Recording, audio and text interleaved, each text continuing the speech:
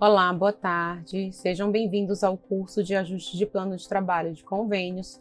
Me chamo Ana Paula, trabalho no Fundo Nacional de Saúde, na Coordenação Geral de Análise e Formações de Investimento. Para começar, eu gostaria de passar para vocês uma frase que eu gosto muito, né? Que ensinar não é transferir conhecimento, mas criar possibilidades para a sua própria produção ou a sua construção, do Paulo Freire. Essa frase ela tem um significado bem especial para mim, porque no processo de aprendizagem ela era bem inspiradora. Para começar, eu gostaria de relembrar com vocês a Portaria 1419, de 8 de julho de 2017, ao qual o Fundo Nacional de Saúde descentralizou as competências relacionadas ao ajuste de plano de trabalho e a realização do termo aditivo de valor para as superintendências estaduais do Ministério da Saúde. Por meio do artigo 114 e 116, a gente consegue visualizar, né, todas essas atividades, não só relacionada ao ajuste, mas também relacionada a toda a atividade de execução, de acompanhamento, de prestação de contas. Bom, o que vamos compartilhar nesse encontro? Aqui a gente traz um breve resumo, né, do que a gente tenta trazer para vocês. Ou na prática, né, uma situação prática onde a gente pode estar aplicando esse conhecimento, o que seria o ajuste de plano de trabalho, em que momento pode-se realizar o ajuste de plano de trabalho, o que pode ser alterado, quais os tipos de ajuste e onde devemos realizar essas solicitações. Então vamos entender melhor para que serve todo esse conteúdo.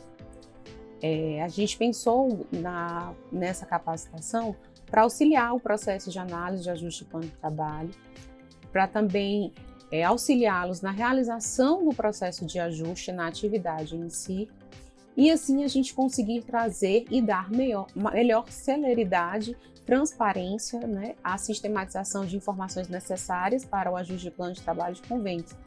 Para isso, abordaremos o conhecimento de uma forma bem prática, né, respondendo aos diversos questionamentos que, ao longo dos anos, a superintendência sempre nos vem questionando, também as entidades convenientes. Observem a seguinte situação. Uma superintendência estadual do Ministério da Saúde, ao avaliar seu plano de metas para acompanhamento de convênios, verificou que existiam algumas demandas de solicitações de ajuste de plano de trabalho que necessitam ser analisadas. A partir dessas informações, como organizar as demandas para que a atividade de ajuste de plano de trabalho possa ser realizada com celeridade? Então, a gente vai trazer aqui para vocês uma aplicabilidade, uma situação prática, que de fato a gente sempre acompanha no nosso dia a dia, na nossa rotina de trabalho. Seria o quê?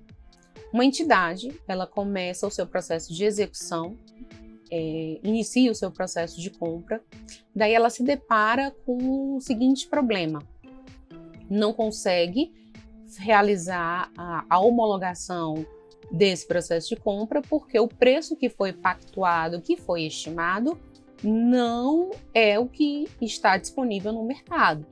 Então, ela entra em contato com a gente, no caso, a superintendência ou mesmo aqui com o Fundo Nacional de Saúde, perguntando o que ela deve fazer, né? Como a gente poderia ajudá-lo nessa questão do processo de compra? O que pode ser ajustado, o que não pode ser ajustado? São as diversas dúvidas que todo dia chegam no nosso dia a dia. E aí, o que a gente pode estar ajudando essa entidade? Bom, e sobre um ajuste de plano de trabalho de convênio, para a gente abordar essa questão conceitual, a gente precisa entender todo o conceito que a Portaria 424 de 2016 traz sobre a questão do ajuste. Ele tem especificidades que o definem, né, e traz o que deve realmente ser alterado. Para isso, a portaria ela trouxe essa inovação do conceito do ajuste, né, e subdividiu ele em dois tipos: a reformulação dos projetos básicos e a reprogramação. De fato, onde a gente teve essa inovação foi por meio da atualização da Portaria 558 de 2019. Ela traz esse conceito que reformulação seriam realmente para as questões dos projetos básicos de engenharia, né? E as alterações seriam o quê? Seriam as alterações do escopo do projeto, aceito tais como alterações dos locais de intervenção, alteração significativa no layout do projeto, ou mesmo do projeto arquitetônico, né? Ou alguma outra demanda complementar ao projeto, e as mudanças alternativas escolhidas no estudo da concepção, né? Para uma nova metodologia construtiva. A gente vai usar isso mais com a questão dos contratos de repasse, que a gente aqui do fundo e das superintendências não vamos executar. E, de fato, o que seria a reformulação que a gente está acostumado a fazer, né? Ela vem com essa inovação, seria um conceito para reprogramação. Seriam as alterações no projeto básico ou termos de referência aceito, sendo vedada a descaracterização do objeto pactuado, né? Então, de fato, eu posso alterar qualquer coisa, desde que eu não mude o seu objeto. E como a gente já tinha falado, né, essa inovação ela veio por meio da Portaria 558, no seu artigo 1º, que traz toda essa questão dos novos conceitos. Então, quais seriam os critérios para solicitar esse ajuste? Né? O instrumento ele pode ser alterado mediante uma proposta devidamente formalizada e justificada a ser apresentada ao concedente ou mandatário em no mínimo 60 dias antes do término de sua vigência. Esse também é um conceito que foi inovado por meio da Portaria 558. Nos convênios mais antigos, até os convênios celebrados na Portaria 424, isso era um prazo de 30 dias. E com a 558, esse prazo mudou, 60 dias. E os demais, né? Os convênios que foram celebrados à luz da 424 e as demais legislações. Esse prazo é de 30 dias. O que é importante saber, né? Importante saber aqui é que você deve analisar qual a mudança que está sendo realizada. O que ela de fato está impactando. Se é uma mudança que está mudando o valor global, a gente não está falando mais de um ajuste de plano de trabalho, a gente está falando de uma solicitação de termo aditivo. Ou, se também muda o valor global, mas a gente não vai ter a introdução de novo recurso, por meio de aumento de contrapartida ou aumento de repasse da entidade concedente, a gente pode estar fazendo essa mudança por meio da autorização do uso dos rendimentos de aplicação, que mais na frente a gente vai identificar quais as regras para a utilização desse rendimento. E aqui a gente só esclarece de onde a gente fez todos esses apontamentos, né? Que é de fato a inovação trazida pela Portaria 558, que entrou em vigor no dia 10 de 2019. Então, sempre que a gente for analisar um pedido de ajuste, a gente tem que verificar qual instrumento que está regindo aquele convênio.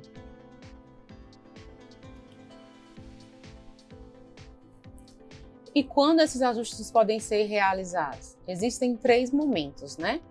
A gente pode estar realizando logo após a celebração de um convênio, durante um processo de compra ou mesmo no momento de se realizar o pagamento de uma despesa. E é ali onde a gente identifica que terá que utilizar uma nova modalidade de pagamento, que é a famosa OBTV para o convenante. Lembre-se, todo e qualquer ajuste necessita da anuência do órgão responsável pela execução da política pública.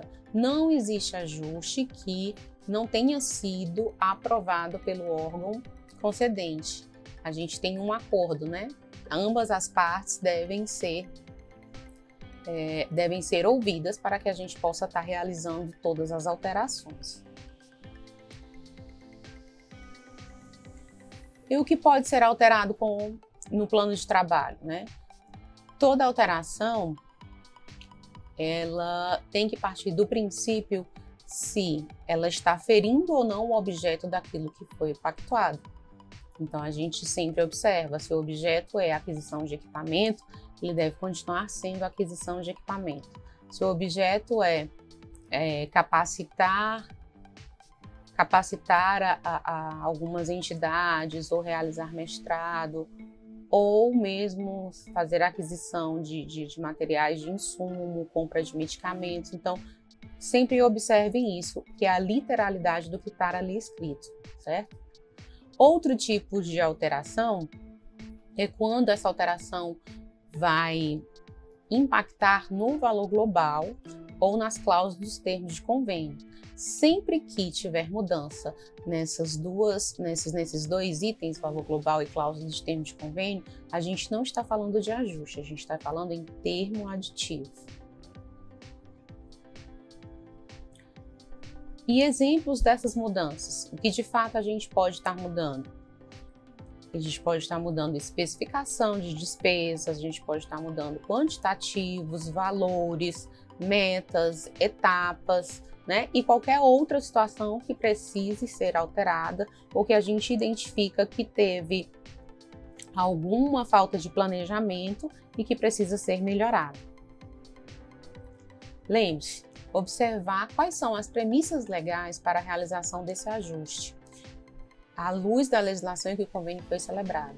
Então, toda vida que a gente encontrar, né, nos depararmos com um pedido de alteração de plano de trabalho, verifiquem qual é a legislação que está regendo aquele convênio, pois para cada legislação existe uma regra específica. Bom, e para ajudar nessa questão da análise da legislação que está regendo o convênio e que vai reger aquele pedido de ajuste que a gente vai ter que trabalhar, a gente trouxe aqui uma listinha dos normativos, né, que a gente tem sobre convênio. Para começar, a gente tem lá no início de tudo, em 1997, a instrução normativa, que é a nossa famosa IN 01 de 97.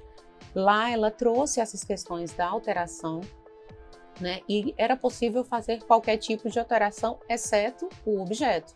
A gente pode mudar meta, pode mudar etapa, pode mudar cronograma de desembolso, plano de aplicação detalhado, e endereço, e qualquer outra coisa que precise ser ajustada e que não altere o seu objeto.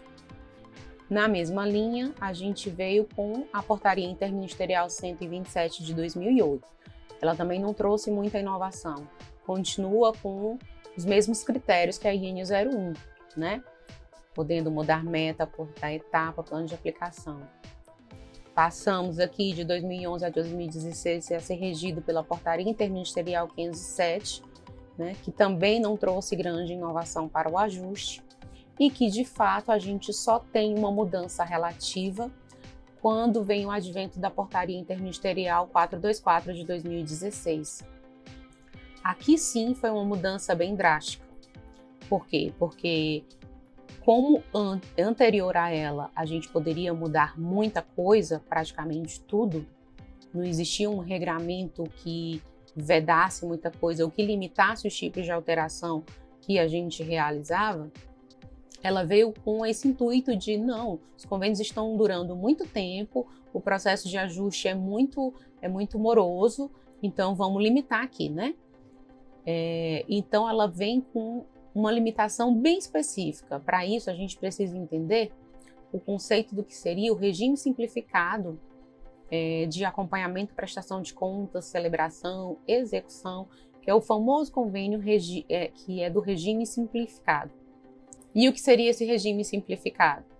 Seriam todos aqueles convênios que foram celebrados dentro dos níveis de classificação para o acompanhamento, né? Que a gente pode ver muito bem isso na questão das classificações, que a gente tem o nível 1, tem o nível 2, tem o nível 3 e o nível 4. Então, como a gente deve avaliar se esse convênio se encaixa ou não no regime? A primeira coisa é observar os valores que ali estão estipulados, certo? Se o convênio for um convênio com um valor global até 750 mil, ele se encaixaria dentro do valor do regime simplificado para acompanhamento e prestação de contas. E se for acima desse valor, ele passa a fazer parte do regime geral. Então, esse é o nosso primeiro filtro, a nossa primeira barreira. O convênio está regido pela 424? Sim. Se sim, qual o valor dele, né? Em que regime ele se encaixa? Se ele for do regime simplificado, a gente só pode realizar ajuste conforme o comunicado 27 de 2018. E mais na frente a gente vai trazer ele aqui e exemplificar quais as situações que podem ser alteradas. E se não, se ele é do regime geral, a gente vai seguir com a regra geral de alteração, podendo mudar meta, podendo mudar etapa, podendo mudar cronograma de desembolso, plano de aplicação detalhado, mas com uma vedaçãozinha, né? O uso do rendimento de aplicação, ele foi vedado para as situações onde onde a entidade queira ampliar ou acrescentar metas e etapas. E aí vem a portaria 558 de 2019. Essa portaria, ela flexibilizou mais a questão dos ajustes.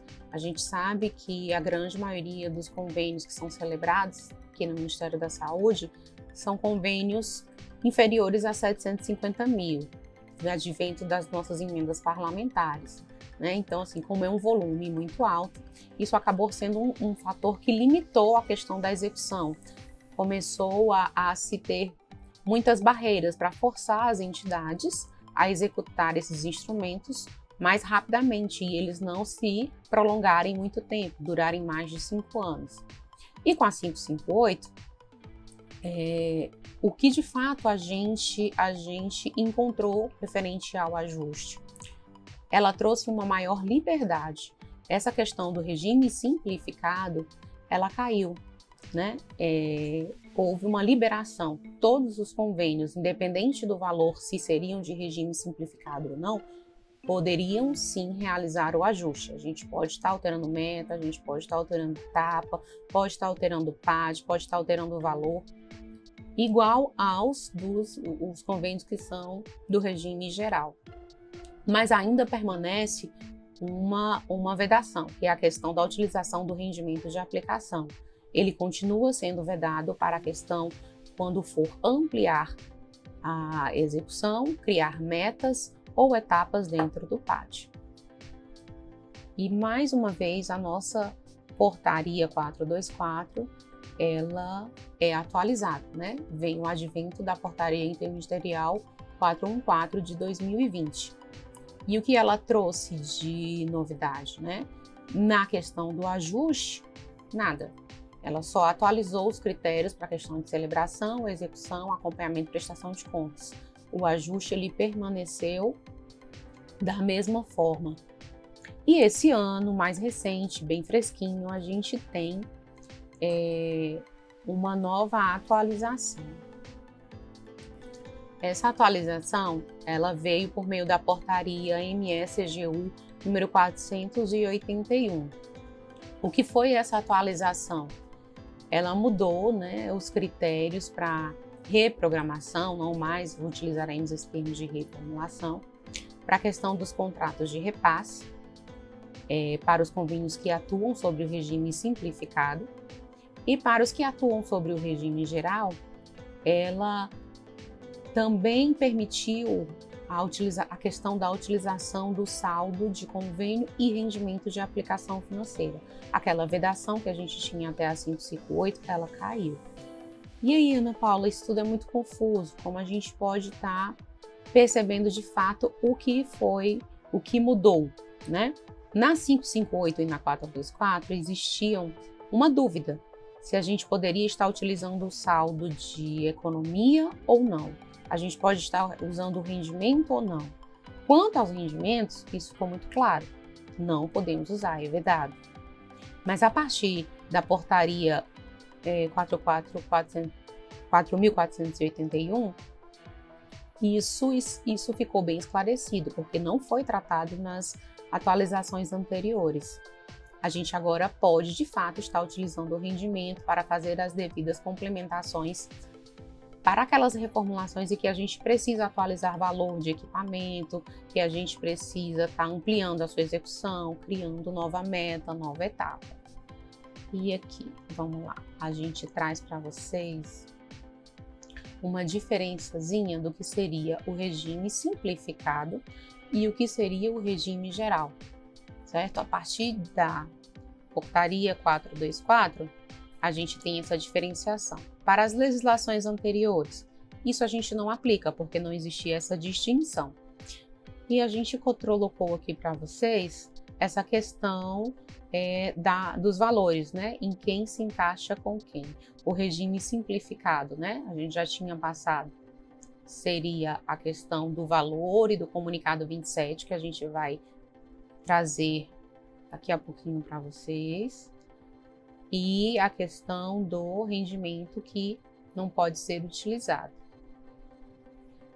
E essa classificação, olha só, o artigo 66 da portaria, ele traz o seguinte: convênios de nível 1 são aqueles para a execução de obras e serviços de engenharias com valores iguais ou superiores a 250 mil, inferiores a 750 mil, e o de nível 4 são aqueles entre 100 mil e 750 mil reais. Então, nessas duas situações, a gente se enquadra com o regime simplificado. E os de regime geral? São esses, né? O de nível 4, que seria de 100 mil a 1 milhão, e o de nível 5 para a questão da aquisição de equipamentos e custeio, iguais ou com valores iguais ou superiores a 1 milhão de reais. Bom, e por que esse comunicado é tão importante? Aqui a gente vai visualizar ele na íntegra, o que ele traz, e de fato esse comunicado ele veio a esclarecer aquela dúvida que a gente tinha sobre a questão da alteração. Eu tenho um convênio abaixo de 750 mil, onde eu não posso estar fazendo repactuação de metas e etapas. Isso é uma vedação expressa na portaria. Então, aqueles ajustes que sejam provenientes de frutos de um processo licitatório, ele vai para o processo de compra, aquele caso que a gente abordou no início, né? Vai para o processo de compra, percebe que não vai conseguir fazer a sua aquisição. Como que eu posso resolver esse problema? Porque isso pode inviabilizar a minha execução e não finalizar. Assim, eu não consigo atingir a minha finalidade, os meus objetivos e não executar o convênio, porque aquilo será um empecilho. Então, o que a gente tem que fazer? A gente tem que avaliar qual ano que o convênio foi celebrado, se ele vai estar regido pela portaria 424, se ele já está regido pela 558 ou as demais atualizações. Então, esse é o nosso ponto-chave.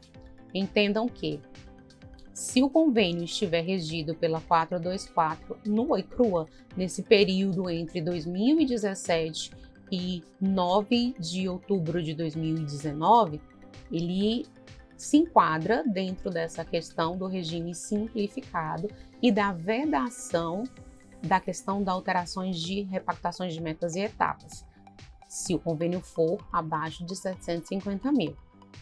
E naquela problemática que a gente trouxe, a gente tem justamente essa situação do comunicado, que a gente não pode reformular para a repactuação de metas e etapas se a gente perceber que ele vai acrescentar itens, se ele vai mudar especificação, se ele vai adicionar mais itens. A gente só pode ajustar se for uma questão de valor.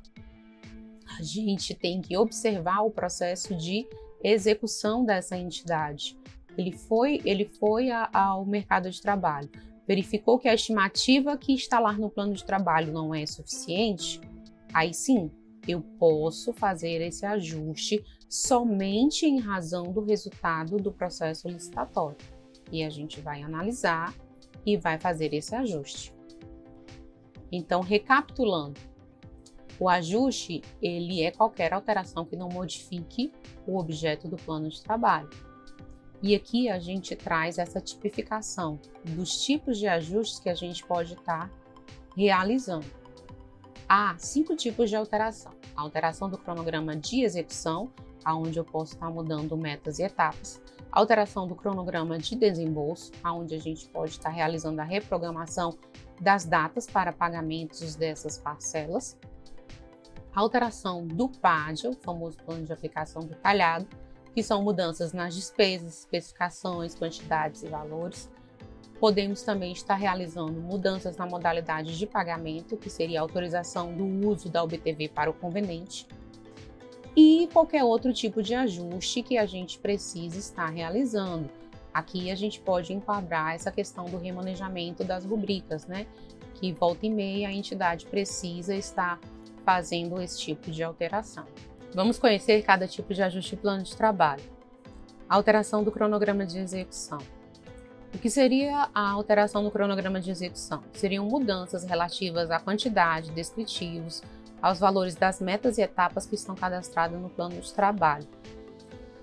Aqui,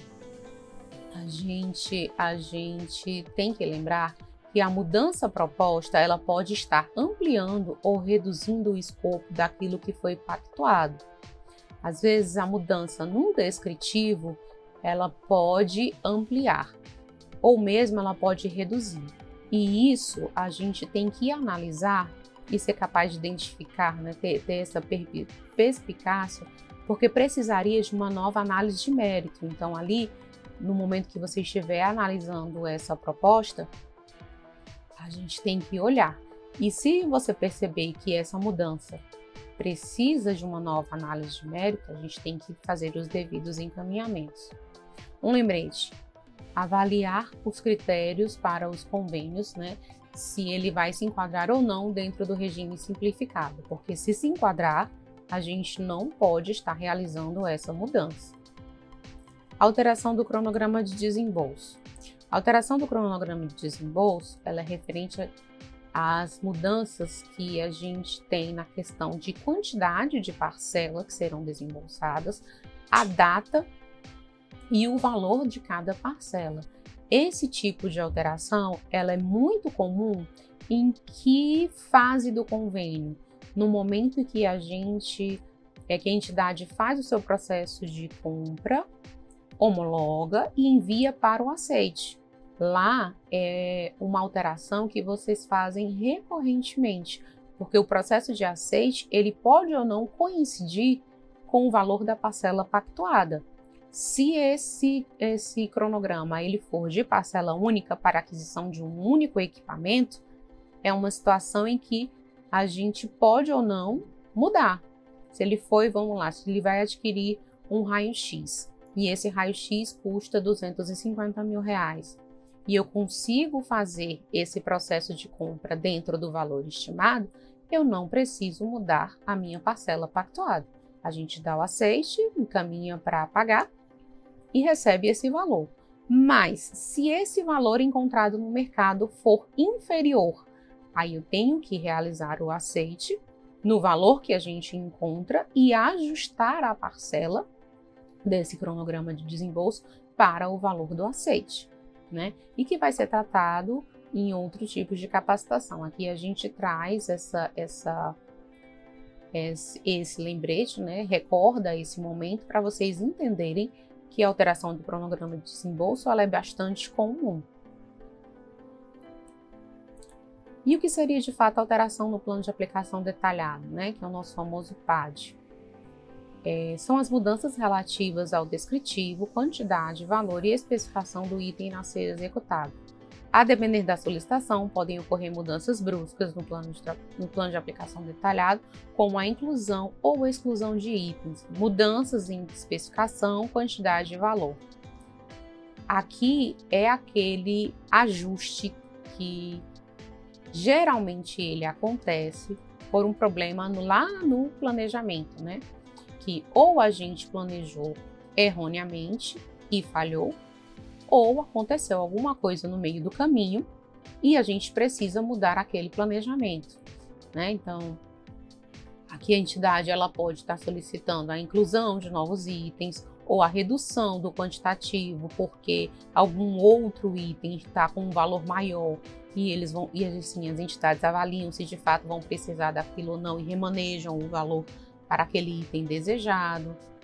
Ou mesmo eu fui bastante econômico e aí está sobrando dinheiro, eu quero ampliar esse escopo. Então, assim, dentro do PAD a gente tem diversos tipos de alteração.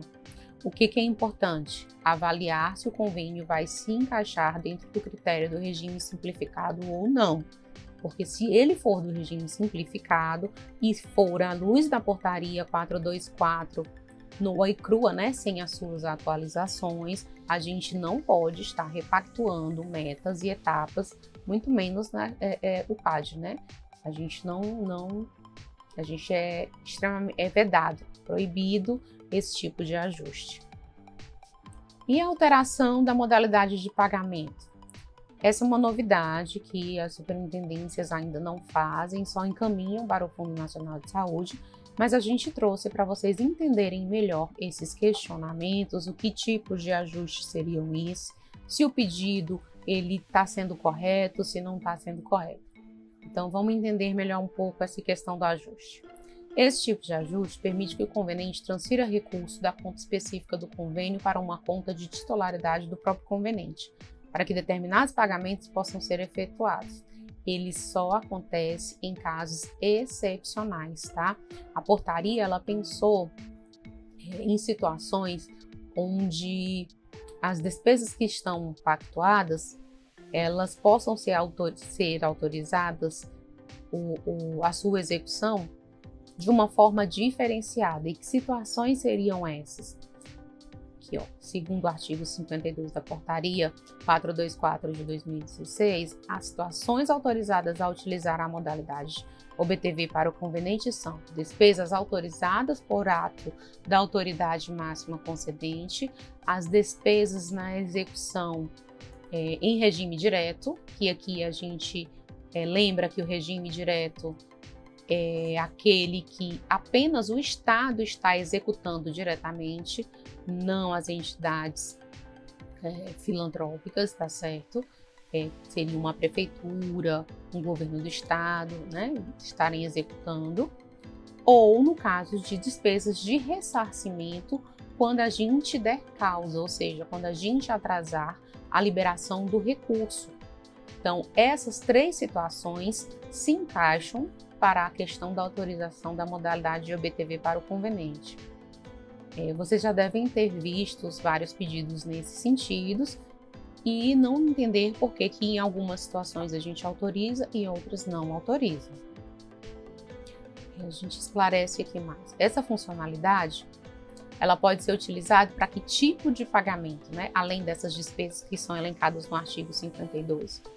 O Manual do Usuário no Portal de Convênios, de 14 de julho de 2014, ele veio com esse esclarecimento, né? Ali, de fato, ele detalha quais são as despesas que a gente pode estar autorizando, que seria IPVA, IPTU, qualquer outro tipo de tributo que não seja retido por meio de documentação de liquidação, diárias em moedas estrangeiras, quando for o caso de fornecedor, credor, pessoa física que não tenha conta bancária, para a gente estar realizando pagamentos de boletos, códigos de barra, conta de água, luz, telefone, correios, internet, todo tipo de despesa que é efetuado por meio de boleto bancário, né?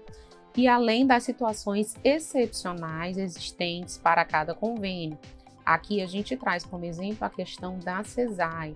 A CESAI é uma excepcionalidade em praticamente tudo, né? Porque atende um público específico, tem uma despesa específica, existem situações em que a gente precisa estar com o dinheiro vivo para poder, às vezes, estar realizando o pagamento de um transporte numa travessia de balsa, enfim, toda a diversidade que a gente sabe que a questão indígena nos traz. Então, essas situações excepcionais, elas foram sendo esclarecidas aos longos dos tempos. A gente sempre que precisa excepcionalizar uma despesa e autorizar, a gente faz consulta à CONJU e ela nos orienta e nos guia quanto a essa questão, se será excepcional ou não. Atenção, para a utilização desse tipo de OBTV, né, o convênio precisa ter permissão da autoridade máxima. Somente quem autoriza esse, vamos dizer, saque da conta do convênio será o senhor ministro.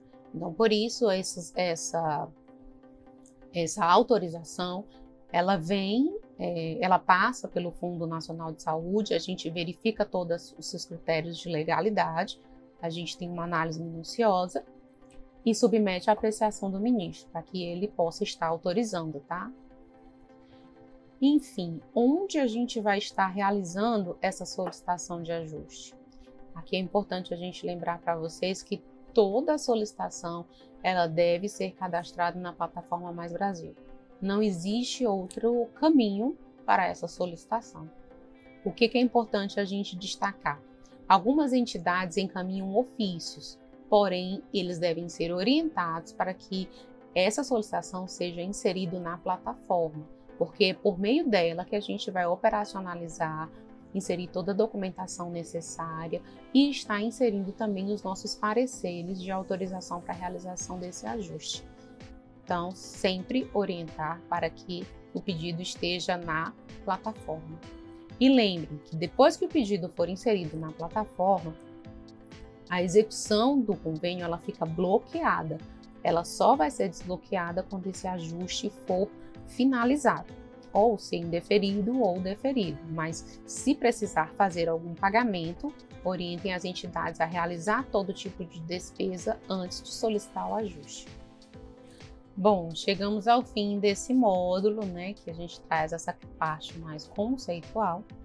E ao fim desse módulo, a gente vai abrir um fórum de discussões para que vocês possam estar enviando todas as dúvidas e a gente poder esclarecer toda essa parte conceitual melhor. No próximo módulo abordaremos a questão da parte processual, a parte de análise e esses encaminhamentos que devem ser feitos. Até breve.